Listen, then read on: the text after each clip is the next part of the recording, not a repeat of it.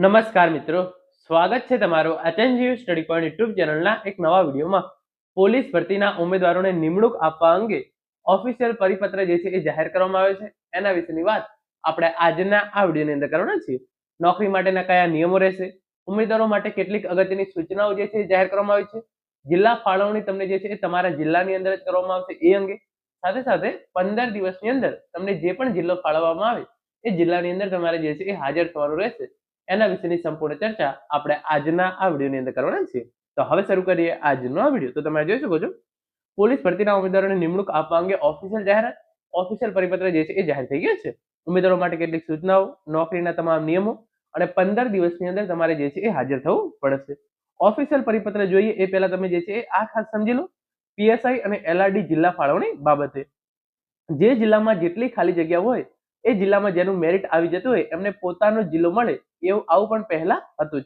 એટલે કે જે ઉમેદવારો ફોર એક્ઝામ્પલ તમે જે છે એ પાટણ જિલ્લાના છો અને પાટણ જિલ્લાની અંદર જે છે એ 100 જગ્યાઓ ખાલી છે અને પાટણ જિલ્લામાંથી ફોર એક્ઝામ્પલ જે છે એ 200 ઉમેદવારો પાસ થયેલા છે, તો જે પહેલા 100 ઉમેદવારો છે એમને પોતાનો પાટણ જિલ્લો જે છે એ જ મળી જશે અને બાકીના જે 100 ઉમેદવારો રહ્યા એમના માટે જે છે એ તમે અહીંયા જોઈ શકો છો, તમે જિલ્લા પસંદગી કરશો તો પણ જેટલી જગ્યા હશે એનો જ વારો આવશે.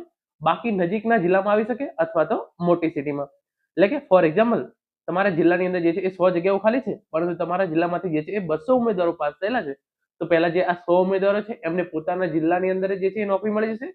જે બાકીના 100 ઉમેદવારો રહ્યા એમને જે છે એ નજીકના જિલ્લામાં અથવા તો મોટી સિટી ગાંધીનગર, અમદાવાદ, વડોદરા, સુરત કે રાજકોટની અંદર ફાળવવામાં આવી શકે છે. તો સૌપ્રથમ જેટલી ખાલી જગ્યાઓ છે તમારા જિલ્લાની અંદર એની જે છે એ એમને એમના જિલ્લાની અંદર જ નોકરી મળશે. જે બાકીના ઉમેદવારો રહ્યા એમને નજીકના જિલ્લાની અંદર અથવા તો મોટી સિટીની અંદર જે છે એ નોકરી મળશે. જે આ ઓફિશિયલ પરિપત્ર તમે અહીંયા જોઈ શકો છો, પોલીસ મહાનિર્દેશક દ્વારા જે છે આ પરિપત્ર જાહેર કરવામાં આવેલો છે અને એની અંદર જે છે એ તમે લખ્યું છે એ વિગતવાર જે છે એ જોઈ શકો છો. લોકરક્ષક કેડરની 12,000 જગ્યાઓની જે છે એ ભરતી પ્રક્રિયા જે છે એ ગુજરાત પોલીસ ભરતી બોર્ડ દ્વારા જે છે એ પૂરી કરવામાં આવી છે અને તારીખ 12/12/2025 ના રોજ જે છે એ આખરી પરિણામ છે એ પણ જાહેર કરી દેવામાં આવ્યું છે. જેલ પ્રભાગના 970 પુરુષ અને 68 મહિલા ઉમેદવારોનો જે છે એ સમાવેશ થાય છે. જે આખી જે છે એ જિલ્લા ફાળવણીની લિસ્ટ છે એ પણ જાહેર કરી દેવામાં આવી છે. તો એ લિસ્ટ તમને જે છે એ ટેલિગ્રામ ચેનલની અંદર મળી જશે.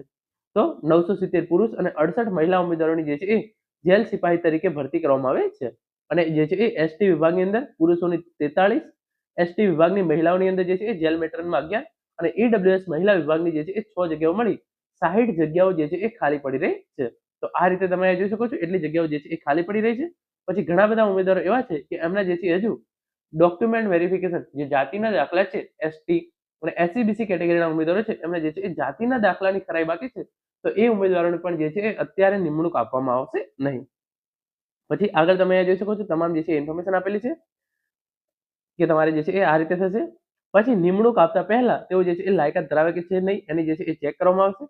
પછી તમને જે છે એ 5 વર્ષ માટે ફિક્સ પગારની અંદર રાખવામાં આવશે. એકવાર 5 વર્ષનો જે છે એ સમય પૂરો થઈ જાય એના પછી તમારી જે છે એ વર્ગ 3ના કર્મચારી તરીકે કાયમી જે છે એ નિમણૂક આપવામાં આવશે. પછી જે વર્ગ 3ના વખતના નિયમો જે છે એ તમામ નિયમો જે છે તમને લાગુ પડશે. મૂળભૂત તાલીમ, CCC, હિન્દી, લાયસન્સ વગેરે જે છે એ તમારા જોડે જે છે એ હોવું જરૂરી છે. અને પછી આગળ તમે અહીંયા જોઈ શકો છો, ઉમેદવારોને નિમણૂક હુકમ મળ્યાની તારીખથી 15 દિન મુદતમાં તેઓએ અપાયેલા જેલે જે છે એ નિમણૂકની જેલે હાજર થવાનું રહેશે. જો તેમ કરવામાં નહીં આવે તો તેમને નિમણૂકનો હુકમ જે છે એ રદ કરવામાં આવશે. તો તમને જે છે એકવાર નિમણૂક હુકમ મળી જાય અને 15 દિવસ અંદર તમારે તમને જે પણ જેલ આપેલી છે એ જેલની અંદર તમારે જે છે એ હાજર થઈ જવાનું રહેશે. પછી પોલીસ વેરિફિકેશન, આ તમામ સર્ટિફિકેટ તમારે જે છે એ વખત કઢાવી લેવાના રહેશે. તો અત્યારના તબક્કે જેલ સિપાહી માટેની જે છે એ જિલ્લા ફાળવણી છે એ કરી દેવામાં આવી છે. એટલે કે જેલ સિપાહી માટે મોસ્ટ ઓફ ઉમેદવારોને એમના જિલ્લાની અંદર જે છે એ જેલ છે એ ફાળવવામાં આવેલી છે.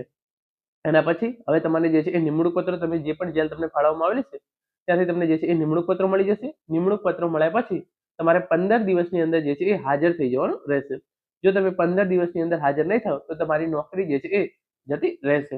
આપણે વાત કરીએ બિન હથિયારી, એસઆરપીએફ અને જે છે એ હથિયારી, તો આમના માટેની જે છે એ હજુ સુધી જિલ્લા ફાળવણી પણ નથી થઈ અને નિમણૂક આપવા અંગે પણ કોઈ પણ પ્રકારની અપડેટ જે છે એ હજુ સુધી આવી નથી. તો આ ઉમેદવારોની જ્યારે પણ જિલ્લા ફાળવણી થશે અથવા તો નિમણૂક આપવા અંગે ઓફિશિયલ જાહેરાત કરવામાં આવશે તો એની માહિતી પણ તમને HNGU study point YouTube channel દ્વારા પૂરી પાડવામાં આવશે. Thank you so much for watching.